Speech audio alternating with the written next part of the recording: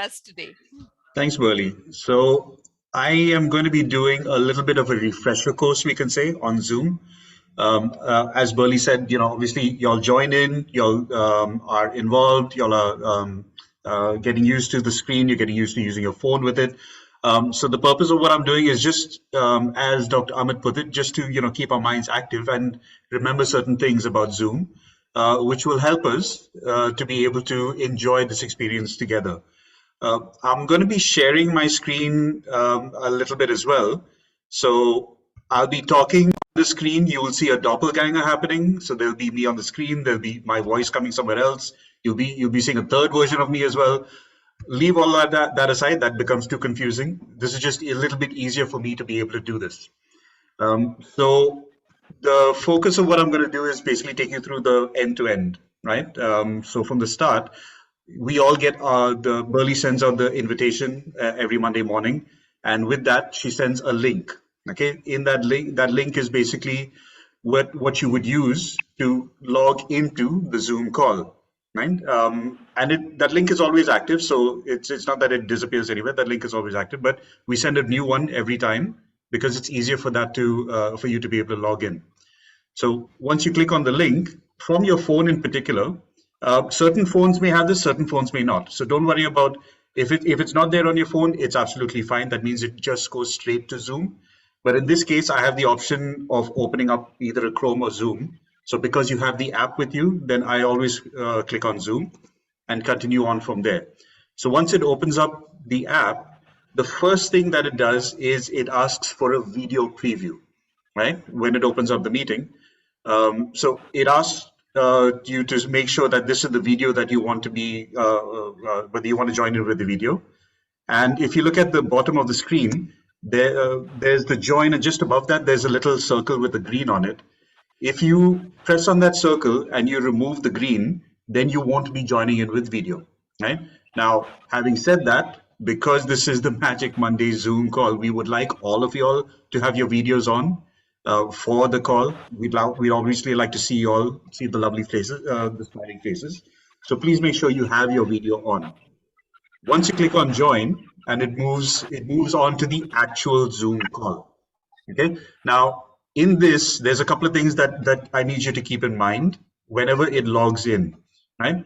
So the first thing, as soon as the call logs into the meeting, now on your phone in particular, you will usually get these two options, right? So the first one says Wi-Fi or cellular data, and the second one says dial in. Now, all of us are using the phone connected to the Wi-Fi or connected to a data package. So therefore, you don't need to worry about the dial-in option. That's a different discussion we can have on a different day. So for every one of you all, the first step is that as soon as you log in on your phone and it logs into the meeting, make sure you click on Wi-Fi or cellular data, right? So that means that the audio joins, the audio for the Zoom call is joined in directly on the phone itself. Okay, and it says that you're using the device audio, right? Now, on the call itself, on the phone, there are a few options. The first thing I just want to touch upon, the main part of the screen over here is the speaker view. That means that as every time I spotlight or Lorraine spotlights someone in particular, they would be the major focus on the middle of the screen over here. Okay, your video always shows on the top right corner. Right, so you can see what your video has. If there's anything behind you, if you're worried about how you look, don't worry about that. But basically, this is what the overall screen looks like. Now, in addition to that, when you press on the screen, it doesn't matter where. Don't click on your video, but if you click on, say, the middle screen, then you get options that come at the bottom of the screen. Okay, now there's mute, there's stop video, participants chat. We'll get into a few of them in this as well. Like I said, when it comes to the voice or using the microphone, I'm going to touch upon a couple of things here. One is that when you join in at the start of the call, everybody's wishing everybody's saying hello, good day, good evening, good morning, wherever you are in the world. That's good. That's a good thing. We all want the community.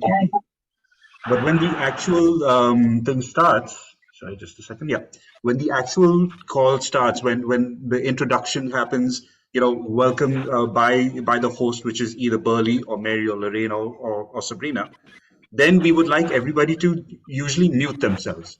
Now, the reason being is that because if your mic is active during the call, it picks up the smallest sound around you. Now, every time that happens, the speaker on the screen gets drowned out. That means that we cannot hear the speaker on the screen, right? So that's why if you look at it even during the call, sometimes when you unmute yourselves, you will see yourselves being muted by one of us. It's purely from the fact that we don't want the speaker who is currently on the call to be drowned out by anything else in the background, right?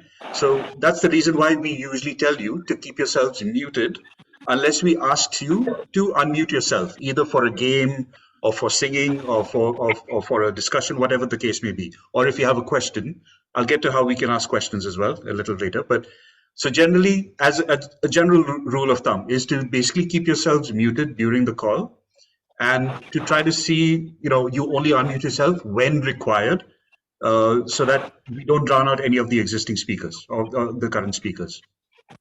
Okay. Moving on from there, now the next one to the unmuting of the microphone is the video itself as well, right? So now, like I said, we would like you to have your videos on during the call. However, if there's something happening behind you and you don't want to show that there's something behind you, or you're moving somewhere around and you want a little privacy, that's fine. That's absolutely fine to do as well. All you have to do is just click on this on the video icon, which is at the bottom over here, right? So now, because I've clicked on it and there's a line through it, then my video on the top right over here is blanked out, right? So you can't see anything that's happening in the background, or at least on my video, right? So it's only as and when required, right? If you feel like you don't want the video on, also that's absolutely fine. It is completely up to you. But please make sure that your video does stay on, for the dancing, for anything else that comes up. Now, the other important ones that I want to share with you, the first one is the chat. Okay, now I know that a couple of y'all are already used to the chat. I've seen, in fact, at the beginning of the year when we logged in to Magic Monday, a couple of y'all use the chat. Even during some of the sessions, you can use that. Now, the chat is useful where you don't want to necessarily have something on the mic. Sorry, just 1 second. Yeah, case in point happening right now. But okay, so the chat is useful when you don't want to necessarily have, you want to ask something directly on the microphone. If there's, like, say, during one of the speaker sessions, if there's a question that you want to ask, but you don't want to necessarily ask it over the microphone, you want to wait until the end, you have the option of actually typing it into the chat over here. And the reason why I would recommend that is because usually one of the hosts, either myself, Lorraine, usually it's Maridel also who actually looks at the chat. We look at what's happening in the chat and we then answer you back either immediately or it might take some time. But this case, the chat is actually useful for you to be able to put down certain thoughts and opinions or questions, right? Now, there are a couple of options. One is that if you notice over here, it says send to everyone, right? So now that I've typed this out, hi everyone, it goes to everyone, right? Or I can, if I select that and I choose a particular person that I want to send it to, so I'll say send to Memory Cafe, right? Type in my message and it will only go to that person, right? So it's a direct message. If you see over here also in red, it says direct message, right? So these are a couple of good options for you to keep in mind every time that you want to put down something. If you don't, you want to save it for later also, the best thing is to put it in the chat so that one of us can look at it. All right. Moving on. Sorry, I'm going a little quickly because I know that we're getting into the time. So that's why I'm moving quickly. We can ask questions later as well. I don't want to necessarily put that down right now, but you can always message me to ask me any questions. One other thing that I want to, two last things. One is the reactions. Now, this one, and again, I've seen a couple of you all using it. I know Olivia did that at the beginning of the call and nobody attended to it. I'd realize that now. But this is also another good thing. So the reactions allow you to, if you don't want to type out anything, or if you don't want to say anything, if you don't want to necessarily get into like a long kind of a discussion. So a reaction is a good thing to do. Right, so in the middle of something, you have a couple of options. There's an applause, there's a thumbs up, there's a heart, There's a laughing emoji, there's a surprised emoji, and there's a party one. There are others, but I'd like to just keep on these for right now. So if you press on one, so if I right now I pressed on the hand clapping one. So if you look at the screen on the top right, then you see the hand clapping happening over here. Now this happens for a few seconds, happens for about 4 or 5 seconds before it disappears. But this is just so that you can acknowledge. So if somebody has said something that you agree with, instead of you necessarily also clapping like this on the screen, then you could just do the reaction and it'll be done. Same thing with the thumbs up, right? So if you want to give a thumbs up, so again, you do it on the screen, or you can just press the emoji, and here you go. And then on the top right, you'll see the thumbs up happening. Now, this next one is what I was talking about earlier, what Olivia did. Now, the raise hand is something where if, like, teacher, I want to ask a question. So basically, this is what this is. Now, the reason why this is a good one to keep in mind is that because when you want to ask something and you want to be, you want to necessarily like put it down immediately that you want to ask it, raise the hand, because this doesn't disappear in a few seconds, right? This stays up on your screen until either you lower it or I lower it, right? So, like I said, raise hand, that means that I'm waiting to ask a question. Please acknowledge me, right? So it'll stay up. Now, like I said, you have the option of lowering it if you go back into the reactions. Sorry, just a second.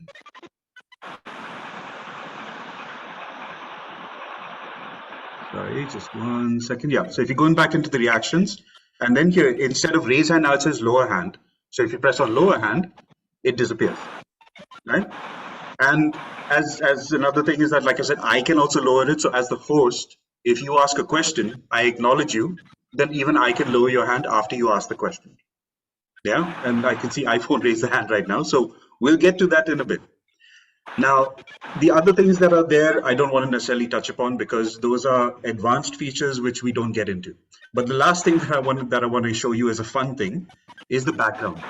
Right now, all of us have these backgrounds in place. So you can use a virtual background, which is there. Dr. Amit is famous for his amazing backgrounds, and I love all of them. So the thing is, Zoom has a few of them which are standard, but there are other ones which are which you can add in, right? So you can you can actually add in your own background into the Zoom for yourself, right? So because I obviously have a thing for cats, so let me show you. I just added this from my phone, from my gallery, and if you can see now that there's a cat in the background, right, next to the bike, and that stays as your background. Right. So anytime that you want to change the background, if you don't want to show what's behind you directly, then it's a good thing to keep a meeting background. Right. The thing is with the background, one thing that I want to make sure that you understand is that it's a good thing to do for when you have one person only on the Zoom call, right, on the same screen. If you have more than one person, the system cannot deal with it. Right? It can't manage too many people on the Zoom call because it can take your one face and keep that background, and that's it, and it'll keep you focused, right? But like, see, so if you look at how that happens is that you can see something, sometimes you can see the little background coming in. That's good for one person, but if there's two people in it, then it doesn't know who to speak, it doesn't know who to focus on, right? You'll have like both people which are in and out of focus, it won't be clear, right?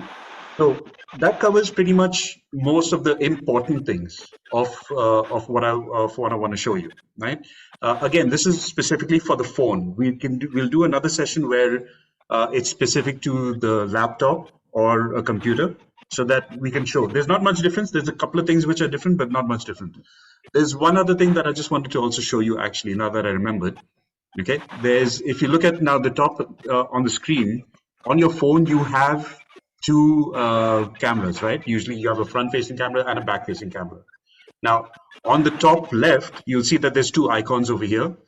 The leftmost one is the speaker icon. This is just for the sound of the phone. Like, so if you want to mute the call, not mute your microphone, mute the speakers, then you press on this one. But this one is fun. Why? Because you can actually show the front cam. You can choose between the front camera or the back camera. Right. So right now, this is the front camera which is focused on me. when I select the camera icon and if I select the back camera, then you can show something else in the background. I'm modeling Isaac right now because he likes to be seen on camera.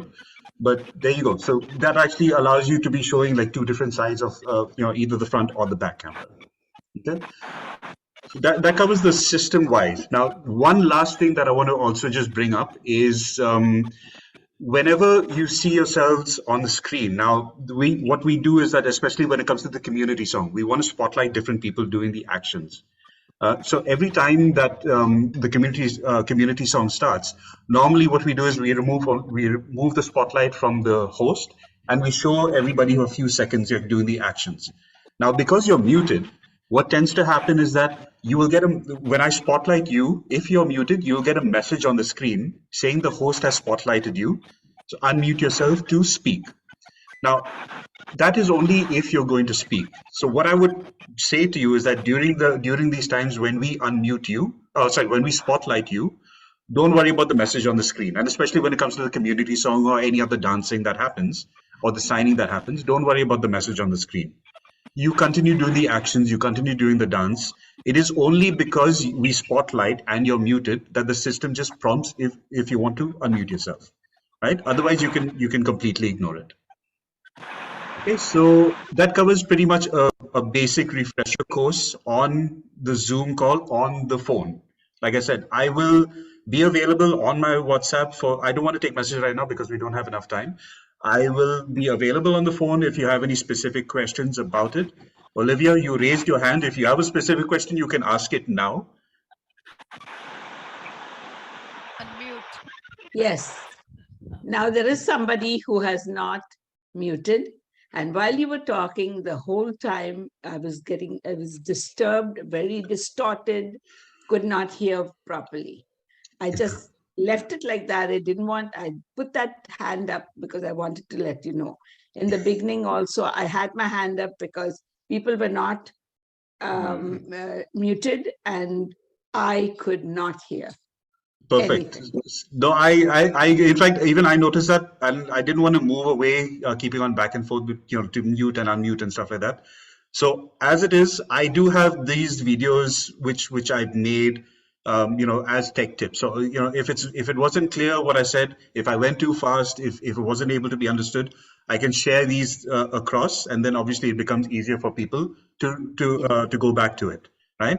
Thank you. But Olivia raises a perfect point, right? See, so as a speaker, the main thing is that any speaker, so it's not just me, Dr. Amit, Babita, when she's doing the yoga, or any other guest speaker, when they're speaking, it becomes very crucial that y'all are muted completely, because otherwise that speaker is not going to be able to be understood, right? You have to make sure that you're muted.